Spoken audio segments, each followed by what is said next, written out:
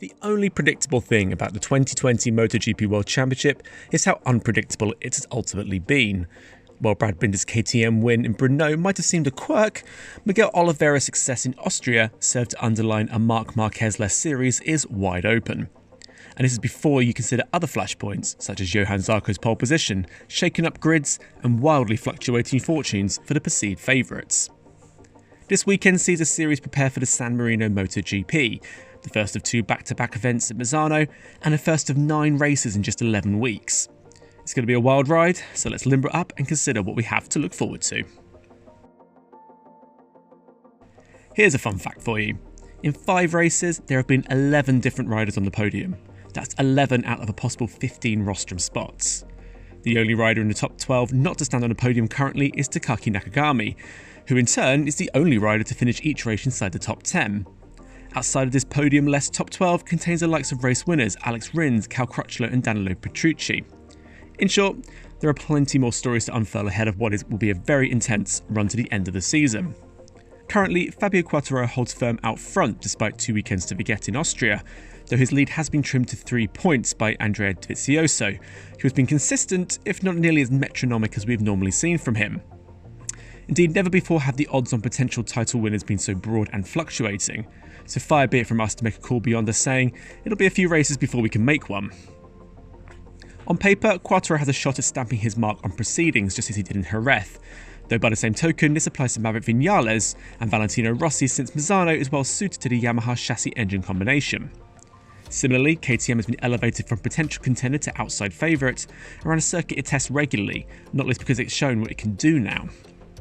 By contrast, Ducati might be a bit nervous to come from one of its stronger circuits to one of its weaker ones, not least because turning and braking still appear to be its Achilles heel.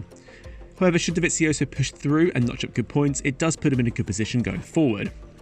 But, as previous events have shown, we could mention any rider and any team because, based on form, there is no outstanding favourites. And you know what? We are just fine with that. Is KTM a 2020 MotoGP title challenger? Well, yes, and while we're surprised to be saying this, it is the upshot of several factors that are working in the firm's favour. One is a somewhat favourable calendar that strips out several of KTM's weaker venues and elevates those which it has conducted plenty of testing, such as Jerez, Red Bull Ring and Misano. But it's also a team philosophy that is paying dividends now. Indeed, while there are perceived first teams and satellite teams, KTM appears to be working as a 4-rider factory outfit, sharing data and respect, when it's given extraordinary depth as the project comes good across all fronts.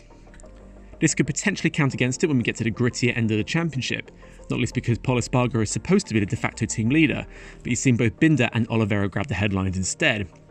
Still, he has a great chance at Misano to firmly establish himself, given last year he qualified on the front row and, in terms of like-for-like pace, enjoyed his best weekend around the Rimini circuit.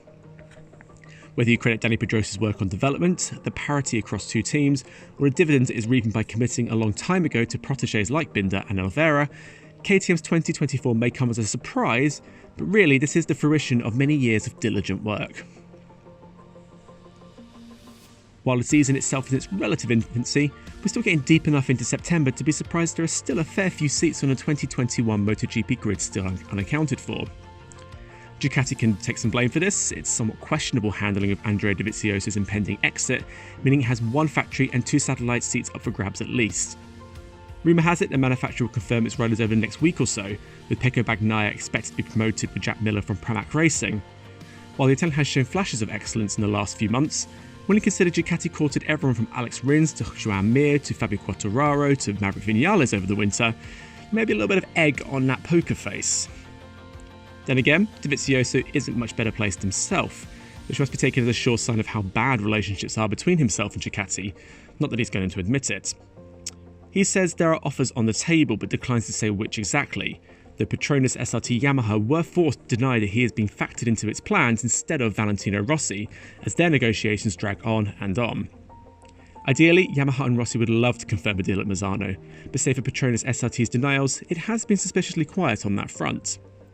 Which leaves Aprilia, who may be regretting promising Andrea Iannone first refusal depending on the outcome of his drug suspension, not least because the hearing has been delayed but to October now. Logic suggests Aprilia make a play for the 15-time race winner of Dovizioso, or face missing out on both him and Iannone should the Italian lose his appeal.